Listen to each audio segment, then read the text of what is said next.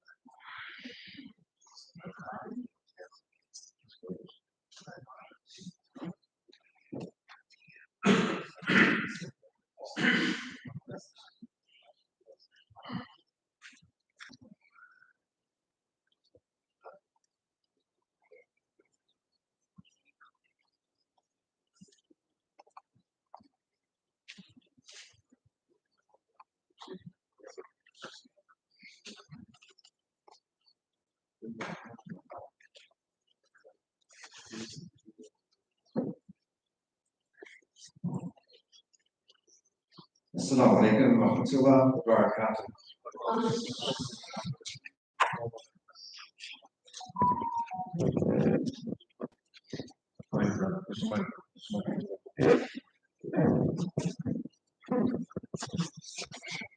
Allahu Akbar, Allahu Akbar. Allahu Akbar, Allahu Akbar. Ashhadu an la ilaha illallah. Ashhadu an la ilaha illallah. Ashhadu anna Muhammadar Rasulullah. Ashhadu anna Muhammadar Rasulullah. Hayya 'alas salam. حي على السلام حي على الفلاح حي على الفلاح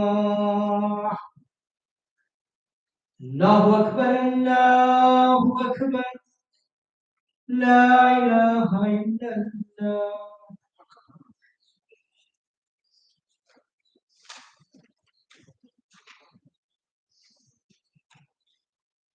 بسم الله الرحمن الرحيم. الحمد لله نحمده ونستعينه ونستغفره ونؤمن به ونتوكل عليه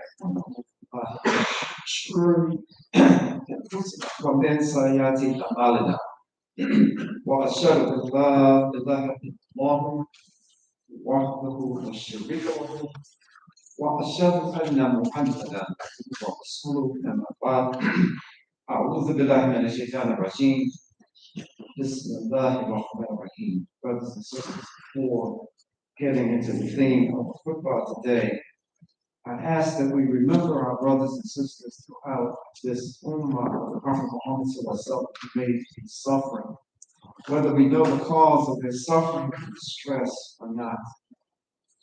And I want us to make dua for all of our brothers and sisters throughout throughout the world. But particularly on this day, let's make dua for our brothers and sisters in Pakistan. And the reason why I'm asking for this very serious, and all of our du'as are serious, but very serious dua, because it was just reported, and I think these events took place last night, where a group of Muslims in two different masjids were celebrating Milad Nabi, the birthday of the Prophet Muhammad. And these masjids were in close proximity to police stations. And in one of the bombs that exploded in one of the masjids, it blew, the police station collapsed, and it killed 54 people inside of that masjid, who had only gathered, of course, for Salat, but to just, in their practice, they were celebrating the birthday of the Prophet Muhammad. In the second blast, alhamdulillah, only 5 people were killed. One was a suicide bomber, and the other one, they think, was just an explosive that was left there to kill people, to kill the Muslims, and to do as much damage even to the mosque where these brothers and sisters are praying. This is a very sad commentary. I'm not picking on a particular country, but it's a very sad commentary when we will be so sectarian that we would feel so much that what we practice is the right thing. And if you do anything that my understanding of Islam goes against, then your life means nothing. It's useless. I will kill you while you worship. This is a very sad commentary, in my opinion. It's not a natural disaster. It's not a flood. It's not an earthquake. This is something that Muslims are doing to other Muslims.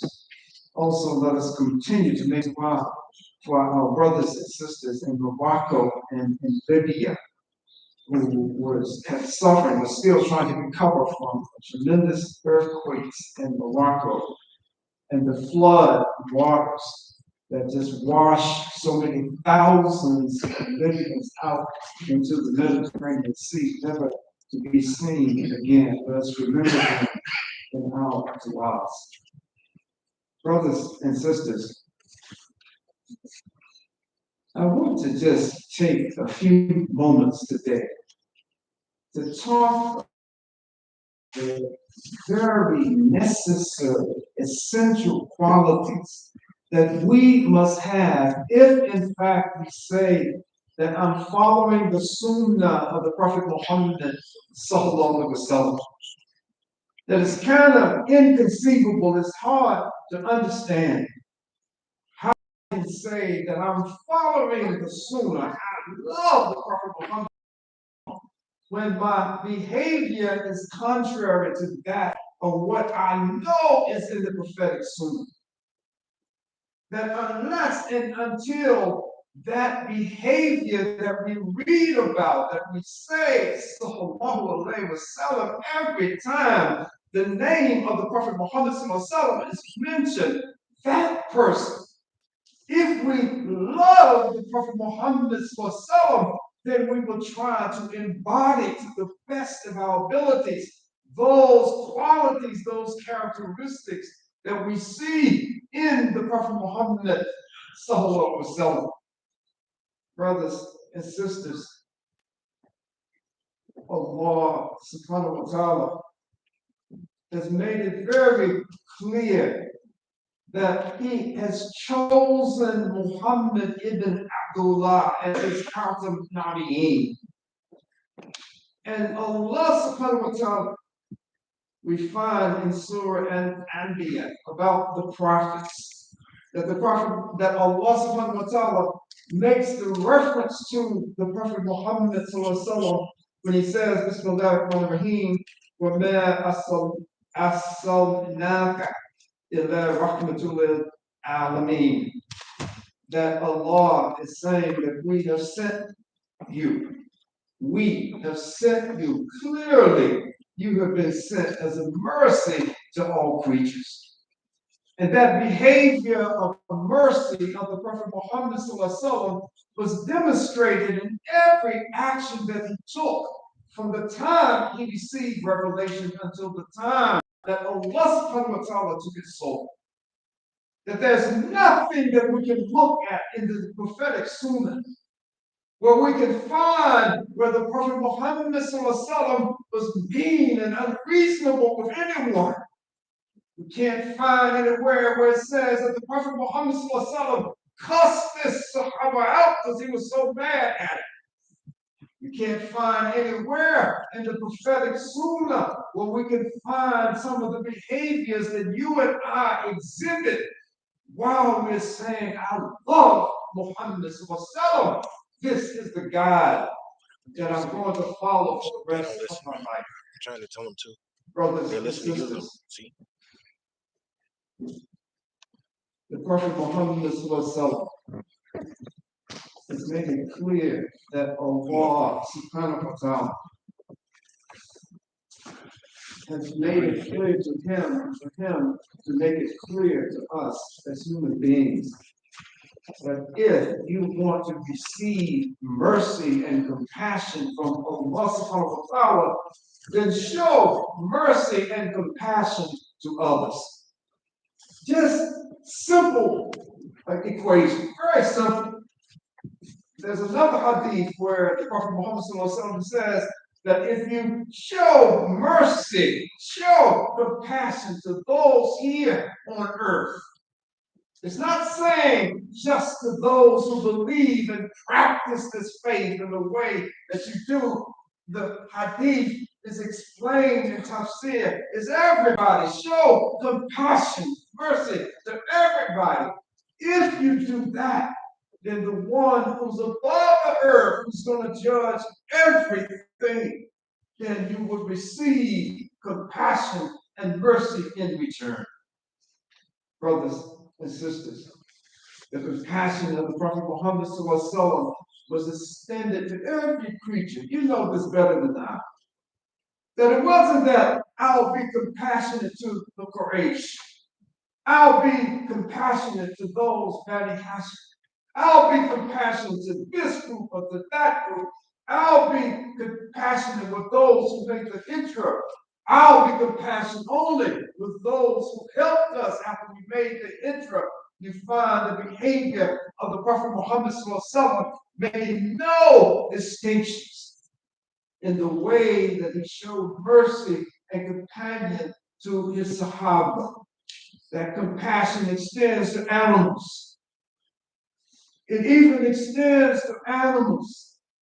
That those who were the enemies of Islam in Medina, in Mecca, were reported to have talked about that this man, Muhammad, has gone so far with this be kind stuff, with this stuff about be merciful and kind, that he's saying, be compassionate to your animals. Don't overload them. Don't treat them like some kind of beast that you have no concern for. Treat them in a way, show compassion to them.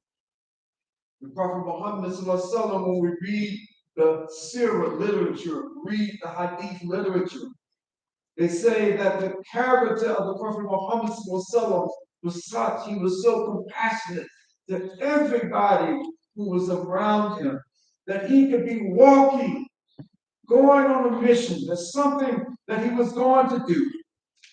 And they said that he was so kind and compassionate that a little girl could come up to him and grab him by his hand and lead him where she wanted to lead him, that he would take the time, even with a little child, not to just dismiss them. Get out of my way, little girl.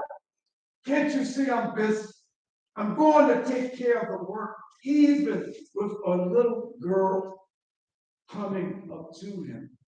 If she took him by the hand, she could lead him wherever she wanted him to go. Brothers and sisters, these acts of compassion were not just a random event. It's not just that this has no relationship to how we are to treat other human beings, treat other Muslims, treat the non-Muslim community, treat the animals as they exist around us. That this is a sunnah, and it's even beyond a sunnah. It's a character trait that you and I as Muslims should have this character trait. And if we see a flaw in the way that we're dealing with other human beings, other individuals, then we need to just immediately try to correct that flaw, because that is what it is. If we can't show compassion to each other and those on this earth, how do we expect that Allah subhanahu wa ta'ala is going to show compassion with us on the day of Qiyamah? I want to share one quick story about this compassion of the Prophet Muhammad and how it extended in so many different areas, in so many different ways. There was a brother who was Muslim by the name of Zahir bin Harun. Zahir bin Harun was a part of a Bedouin tribe. And that tribe, for the most part, all of them had embraced Islam. And this is in Medina, at the time of the establishment of this first Islamic state in Medina.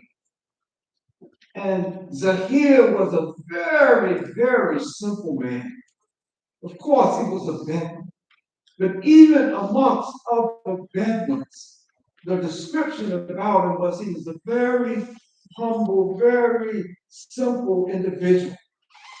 You can read accounts about him, and even some words, and this is probably much too harsh, that would characterize him as even being primitive.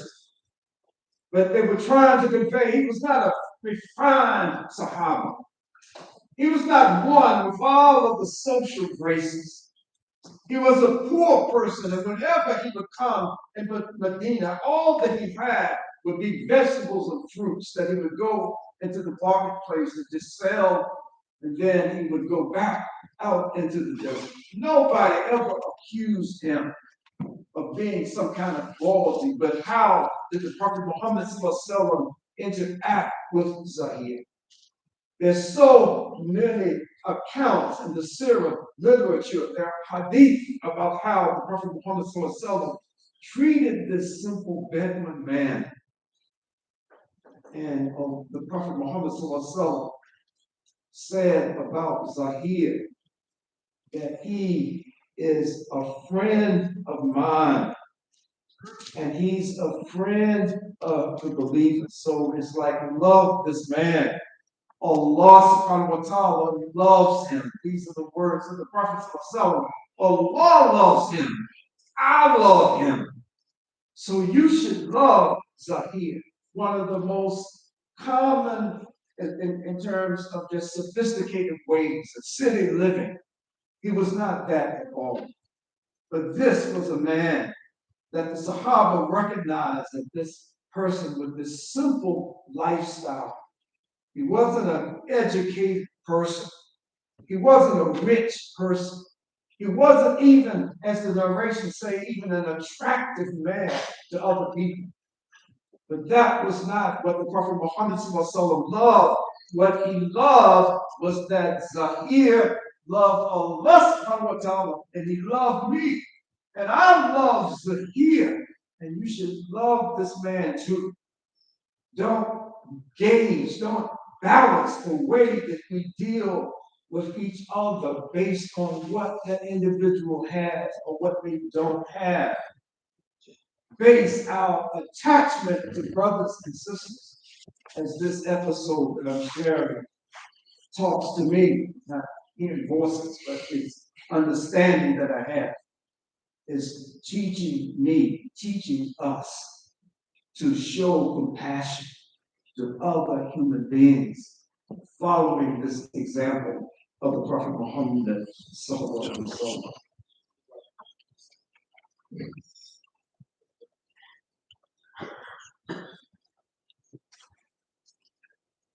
ربنا آتنا في الدنيا حسنة وفي الآخرة حسنة وقنا عذاب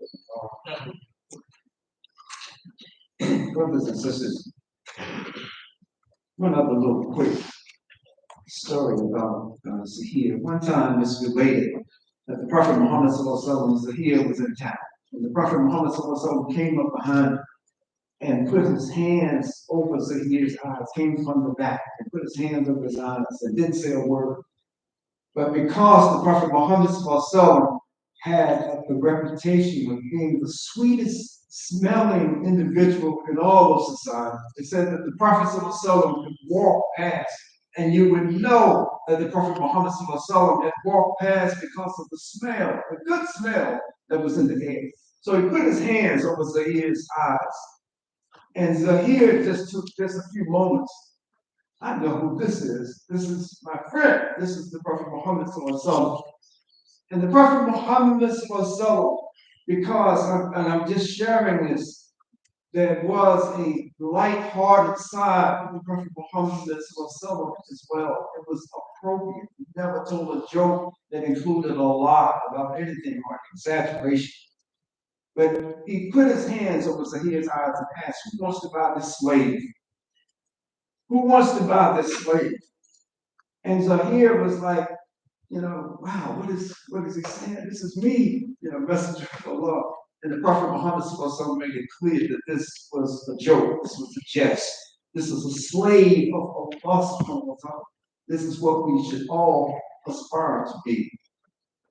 Brothers and sisters, the compassion that we show to other human beings, the compassion that we show to others, will not be something that is just the benefit will just stop right here on earth. It's something that Allah subhanahu wa ta'ala will reward us for. Just small acts of kindness. It doesn't have to be a big thing, but just something small. Showing compassion, showing consideration for our brothers and sisters. Brothers and sisters, one of the most important elements that we can try to instill in our children and our grandchildren is having this sense of compassion for other human beings. That is so important. That when you see the product of those individuals having compassion, you automatically say, I like that brother. I like that sister.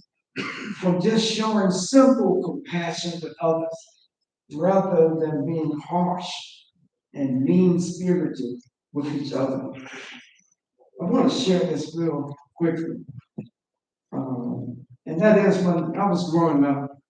As most of you know, I grew up in a Christian household. And when I was growing up, it was not until I was almost maybe 12 years old before I realized what my mother was doing when she would come to me and go through my closet and take things out and say, are you finished with this? And it's like, Mom, what are you talking about? No, I mean, put it back in there. If she recognized that I had not worn certain clothing for a certain period of time, she felt that you got too many clothes. And she would just take them. I didn't know what she was doing with them, whether she's going to try to sell them or what. But I found out later that she was not just collecting my clothes, she was collecting the unworn clothes of my sisters as well. That she was taking those garments and going out of the neighborhood and knowing people outside of our neighborhood, and she would go around knowing that this family has a lot of children, they need clothes for those children, and she would do these kinds of things. And so why I'm sharing this, because I had that personal upbringing with someone in the household, my mother, who was very, very compassionate, and it stuck with me before Islam, and inshallah, I hope now. It's something that if we show compassion when we're dealing with our children, when we're dealing with the young people, whether they're your children or not, whether they're coming to Community Mass Academy, whether it's the first time they walk in the door, if we show compassion with these children, they will see that this is a quality of characteristic of Islam, of Iman, of faith, that if you want the mercy and compassion from Allah, then be compassionate to others right here on earth. Brothers and sisters, the time that any of us have on this earth is known only to Allah subhanahu wa ta'ala. And how many times when you think about it, and I won't even use an example in amongst Muslims, I'll use an example. As I said, I was almost 21 years old before embracing Islam. So I know a lot about what happens in particularly the African American churches.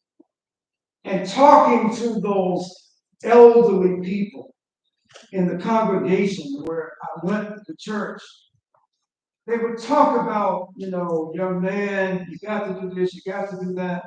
But then others would tell me, the guy you were just talking to, he was a hell raiser until he got so old, he couldn't do nothing else but just say, now I'll get holy and righteous. And so don't waste our youth, our energy, our vibrancy, our strength on acting in a way other than what's pleasing to Allah subhanahu wa ta'ala. Be compassionate and kind with each other, because this is what Allah subhanahu wa ta'ala would have us do. And it's something that will come back to us on Qiyamah. That we'll see that kindness, we'll see that compassion, even as we're scared to death in front of Allah subhanahu wa ta'ala, scared about what is going to happen. But those acts of kindness will not be lost. But they're written in our book of deeds, and they will benefit us on the day of judgment. Oh, praise be to Allah, praise Him and seek His assistance against the evils of our minds, against the unsuccessfulness of our actions. Whomsoever Allah guides, no one can lead astray.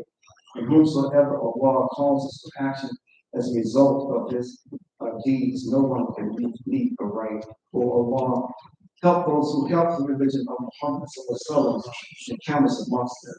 Disappoint those who try to disgrace the religion of Muhammad and do not make us those.